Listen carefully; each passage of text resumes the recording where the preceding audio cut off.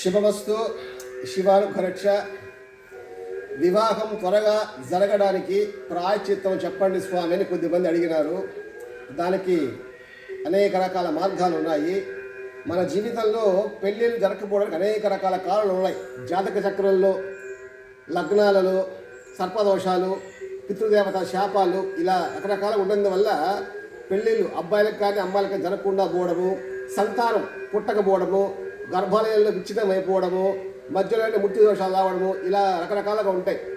కానీ ఇవన్నీ కూడా చూసుకొని మంచి జాతకుడి దగ్గర పరిశీలించుకొని ప్రాయశ్చిత్తాలు చేసుకోవాలి.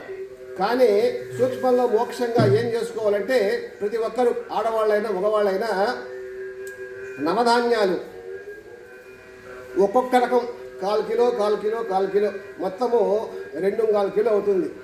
ఈ నవధాన్యాలను చూర్ణం చేసుకోవాలి. పొడిగా చేసుకొని అందులో 1 కిలో బెల్లం కలిపి పెట్టుకోవాలి.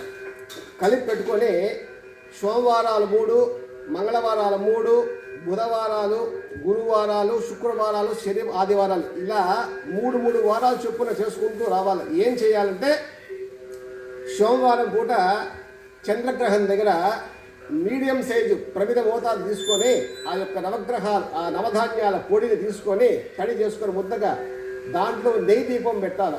నెయ్యి అంటే ఆవు నెయ్యి దీపం పెట్టుకునేసి 5 తెల్ల ఒత్తులతో దీపారాధన వెలిగించుకోవాలి.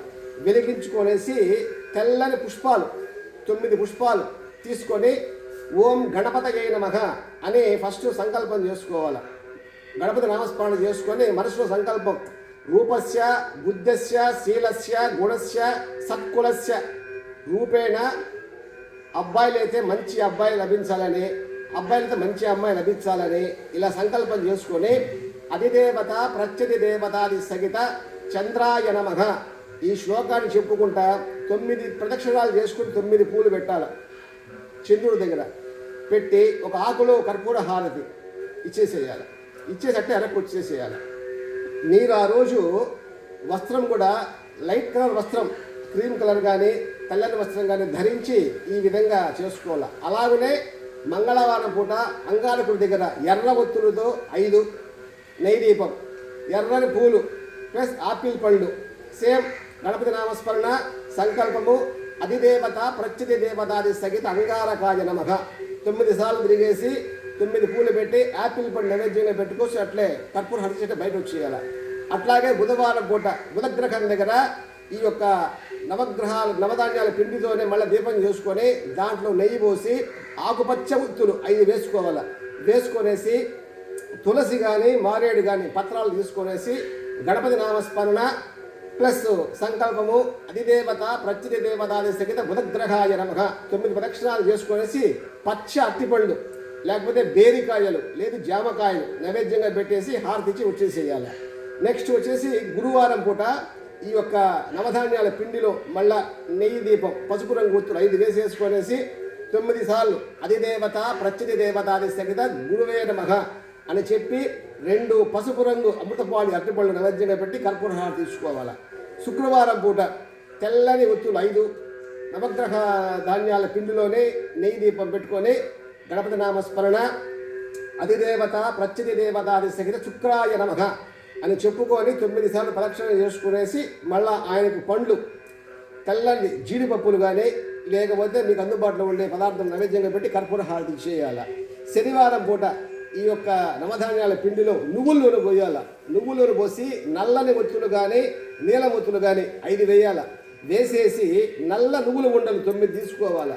తీసుకొని గణపతి నామస్మరణ సంకల్పం చేసుకొని అధిదేవత ప్రత్యధి దేవతాది సహిత శనేశ్వరాయ నమః లేదా శనియే నమః అని చెప్పి 9 సార్లు ప్రదక్షిణ చేసుకొని ఆ ఉండలంతా స్వామి దగ్గర పెట్టేసి కర్పూర హారతి ఇచ్చేయాలి. అలాగనే ఈ రాహుకేతువులకు కూడా సేమ్ ఎలా శనేశ్వరుడు చేసుకుంటామో అలా చేసుకోవచ్చు. ఇలా చేసుకొని ఆదివారం పూట సూర్యగ్రహానికి నవధాన్యాల పిండిలో 5 ఎర్ర ఒత్తులు నెయ్యి దీపం పెట్టుకొని ఎర్రని పూలు 9 ఆపిల్ పళ్ళు 2 తీసుకునేసి సంకల్పం చేసుకొని అధిదేవత ప్రత్యధి దేవతాది సహిత సూర్యనారాయణాయ నమో నమః అని 9 సార్లు చెప్పి కర్పూర హారతి ఇచ్చుకోవాలి.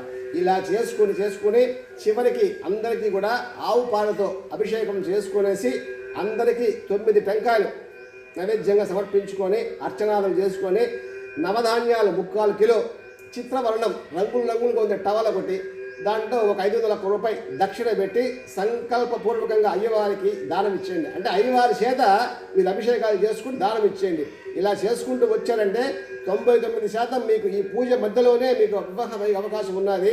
పైపెచ్చు ఆడవాళ్ళు అంటే మాత్రము ఆ వారం చేయకండి, మరుసటి రోజు చేసుకోండి, మరుసటి వారం చేసుకోండి. అది లెక్క ప్రకారం చేసుకుంటూ వచ్చేసేయండి.